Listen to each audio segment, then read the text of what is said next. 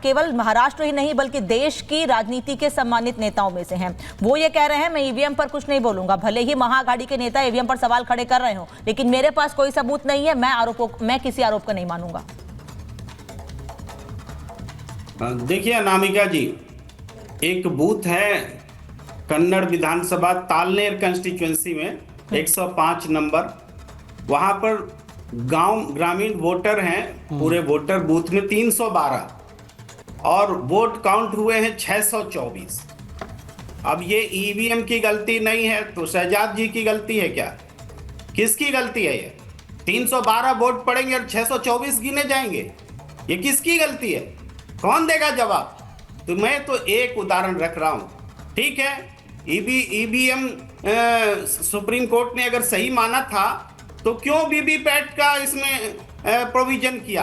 संदेह था तभी तो। वीवीपैट को भी गिनती करने का भी समय समय पर कुछ न कुछ उसमें अमेंडमेंट होता रहा। अगर सब ईवीएम में भी कुछ न कुछ बदलाव आते रहे, और आज एआई का जमाना है, ईवीएम से भी ऊपर एआई से पूरे वोटर्स की टेंडेंसी का पता चल जाता है कि कहां कौन वोटर किधर झुका हुआ है। उस हिसाब से वोटर लिस्ट से नाम हटा भी दिए जा रहे हैं और जोड़ भी दिए जा रहे हैं। ये भी एक तरह का नहीं प्रेम जी, अगर आज ईवीएम की जगह बैलेट पेपर की मांग की जा रही है, अगर आज ईवीएम की जगह मल्लिकार्जुन खड़गे कांग्रेस के अध्यक्ष बैलेट पेपर की मांग कर रहे हैं, तो इस बात की क्या गारंटी है कि जो आरोप आज लगाए जा रहे हैं कल को अगर नतीजे किसी के भी फेवर में आते हैं तो दूसरी ओर से आरोप नहीं लगाए जाएंगे? सर किसी के भी फेवर में आए, मैं किसी का नाम नहीं लेती XYZ, तो अब ये आरोप नहीं लगाए जाएंगे प्रेम कुमार जी? तब ये सवाल नहीं उठेंगे? फिर आप कहेंगे छीना झपटी बैलेट पेपर की गुंडाई हुई है। पूरा चुनाव जो है देश का लोकतंत्र में किसी पार्टी किसी नेता उसके आरोप लगाने उसके मंतव्य रखने से जुड़ा हुआ नहीं तो नहीं है। फिर यहाँ भी शांत हो जाएंगे और आपका, तो यहाँ भी कह दीजिए ना कि चुनाव आयोग पे आरोप गलत है, हम मतदाताओं गाली भरे शब्दों का इस्तेमाल गलत है। संदेह दूर करना होगा। आप पॉइंट समझिए, हम दूर से बात कर रहे हैं, पॉइंट समझिए, संदेह दूर करना। मैंने जो तथ्य रखे हैं मैं उसका जवाब को ठीक कर दिए, कारण दुरुस्त कर दीजिए। 312 वोट पड़े 600। हाँ, मैं इसी का स्पेसिफिक जवाब दूंगा, स्पेसिफिक जवाब दूंगा। प्रेम जी पूरा सुनना पड़ेगा, पर स्पेसिफिक इसी का जवाब दूंगा।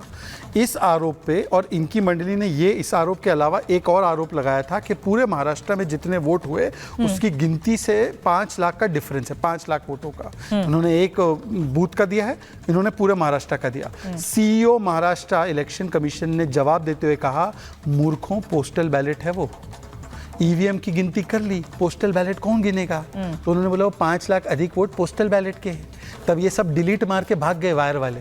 ये वायर इकोसिस्टम से सब उत्पन्न हुए हैं। आपका सोर्स क्या है? Trust me bro, trust me bro आपका सोर्स है। आप बता, नहीं सुनना पड़ेगा प्रेम जी। ये ट्रस्ट मी ब्रो और वायर वाला नहीं चलेगा यहाँ पे मामला। ट्रस्ट मी ब्रो नहीं चलेगा यहाँ पे, ट्रस्ट मी ब्रो ये है आपका सोर्स, ये सोर्स है आपका। सुन लो, अब सुन लो, कान खोल के सुन लो प्रेम जी, कान खोल के सुन लो। अब सुन लीजिए, आपने आरोप लगाया, सुन लीजिए। मैं आपको चुनौती, अरे सुनो ना यार, सुन लीजिए ना, अपनी अपनी बारी में तो बोलिए।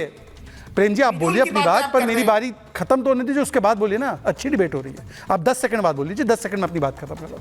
आपका जो भी ये प्रमाण है ना, ये स्पेसिफिक प्रमाण, मैं आपको चुनौती दे रहा हूँ। आप तो दिल्ली रहते हैं, हमारे दिल्ली नोएडा ही रहते हैं। आप कल के कल या मंडे के मंडे इसको ले जाकर इलेक्शन कमीशन को देना। आप कल के परसों इलेक्शन कमीशन को देना। नहीं देंगे, रिपब्लिक अपना कैमरा भेजे कि ये जा रहे कि नहीं जा रहे, ये कंप्लीट करने। इलेक्शन कमीशन को जाकर देना। इसका जवाब आ चुका है कि ये पोस्टल बैलेट का काउंटिंग के साथ पूरा प्रॉपर काउंटिंग होती है। आपके काउंटिंग एजेंट होते हैं वहां पे क्या इलेक्शन कमीशन अपनी मर्जी से कराता है? हर पार्टी का हर बूथ पर काउंटिंग एजेंट होता है और साइन होने के बाद वो फाइनल होता है। वोट गिनना भाई, आप समझिए 75 लाख वोट जो है 5 बजे से 11 बजे और काउंटिंग होने से पहले तक में फेरबदल हो जाता है। अब आपने गोल को इसका भी जवाब देता हूं, लेकिन इसका भी जवाब दिया है। नहीं प्रेम जी, चुनाव आयोग ने इस पर जवाब दिया है। चुनाव आयोग ने इस पर जवाब दिया है। चुनाव आयोग ने कहा है कि वोटिंग परसेंटेज लास्ट टाइम तक काउंट किए जाते हैं, और ये आप भी जानते हैं कि 6 बजे तक जो लोग लाइन में लग जाते हैं वो वोट कर सकते हैं, और जब वोट कर देते हैं तो वोटिंग परसेंटेज उसके बाद सामने आते हैं। सर ये तो चुनाव आयोग ने ही सफाई दे दी है, फिर उस पर सवाल क्यों खड़े कर रहे हैं? में कैसे 75 लाख वोट बढ़ते हैं? अरे 1 घंटे में कोई 75 लाख वोट नहीं बढ़े, क्यों झूठ बोल रहे हो भाई? 1 घंटे का इसका भी footage जवाब लेके दिया आइए है। सामने। चलिए और भी मेहमान है मेरे पास, मेरे साथ और भी आप मेहमान है। मान ओके, कर रुक जाइए। अवधेश जी, अगर कांग्रेस के नेता ये नहीं मान रहे हैं कि वो ईवीएम पर सवाल ना खड़े करें, अगर विपक्ष के नेता ये नहीं मान रहे हैं कि हाँ उनमें कमियां हैं, तो मल्लिकार्जुन खड़गे सीडब्ल्यूसी की बैठक में ये क्यों कह रहे हैं कि हमें ऊपर से नीचे तक बदलाव की जरूरत है? हालांकि हम ये जानते हैं कि उनकी नसीहत, उनकी बात का कोई फर्क नहीं पड़ने वाला है, कोई नहीं सुनेगा वहां पर। नहीं, ऐसा है कि कांग्रेस के अंदर भी जो विवेकशील लोग हैं उनको पता है कि हमारे पार्टी की दशा क्या हो गई।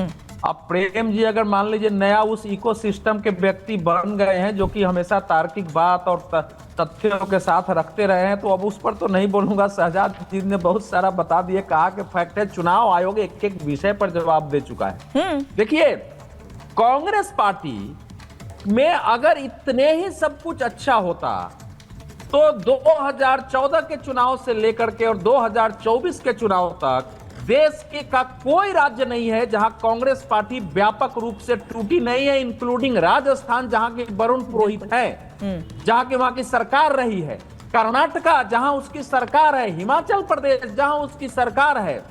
तो कांग्रेस पार्टी लगातार टूट रही है, टूटते टूटते जहां वो मुख्य पार्टी रही है वहां हाशिए पर जा रही है। बिहार, उत्तर प्रदेश जैसी जगह में अगर कल ईवीएम इनके हिसाब से भी चुनाव हो जाए तो कांग्रेस कितने उम्मीदवार उतारेगी? महाराष्ट्र में कितने उम्मीदवार कांग्रेस उतार सकती है आज की स्थिति में? तो ये सवाल तो है कि कांग्रेस अपने घर में झांकने की बजाय, क्योंकि राहुल गांधी के रणनीतिकारों ने एक नीति बनाई। देखिए नीति क्या थी कि हम जातीय जनगणना कराएंगे, देश ने उसको नकारा है, फेल हो गई। देश को लग गया कि नहीं, ये समस्या पैदा हुई है, ये तो जाति के आधार पर तोड़ रहे हैं।